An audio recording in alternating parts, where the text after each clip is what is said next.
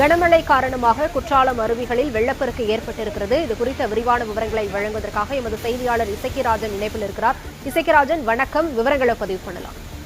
வணக்கம். தென்காசி மாவட்ட மேற்கு தொடர்ச்சி மலைப்பகுதிகளில் இன்று காலை 5 மணி முதல் பரவலாக பாருங்க, சரியான தண்ணி. குற்றாலம் உடையிற காட்சியை பாருங்க, சரியான தண்ணி, பயங்கரமான மழையில அதிகமா தண்ணி வெளியேறிக்கிட்டு இருக்கு. பாலத்துல இருக்கிற கம்பி எல்லாம் உடைஞ்சி அங்கங்க இருக்கக்கூடிய கடைகளுக்குள்ள எல்லாம் தண்ணி புகுந்துருச்சு. இன்னைக்கு டேட்டு டிசம்பர் 12, 2024. டைம் கரெக்டா இரவு 10 மணி. எதர்ச்சியா தான் கிளம்பி வந்தேன். குற்றாலத்துல தண்ணி எப்படி இருக்குன்னு பாக்கலான்னு.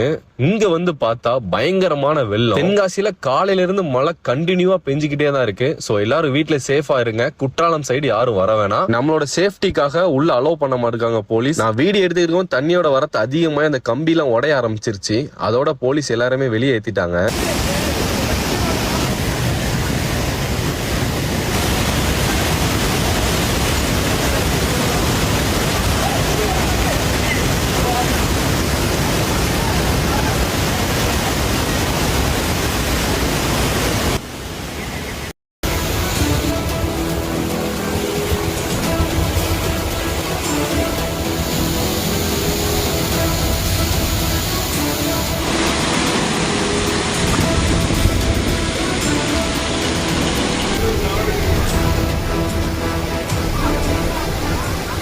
கனமழை காரணமாக குற்றாலம் அருவிகளில் வெள்ளப்பெருக்கு ஏற்பட்டிருக்கிறது. இது குறித்த விரிவான விவரங்களை வழங்குவதற்காக எமது செய்தியாளர் இசக்கிராஜன் இணைப்பில் இருக்கிறார். இசக்கிராஜன், வணக்கம். விவரங்களை பதிவு பண்ணலாம். வணக்கம். தென்காசி மாவட்ட மேற்கு தொடர்ச்சி மலைப்பகுதிகளில் இன்று காலை 5 மணி முதல் பரவலாக பாருங்க, சரியான தண்ணி.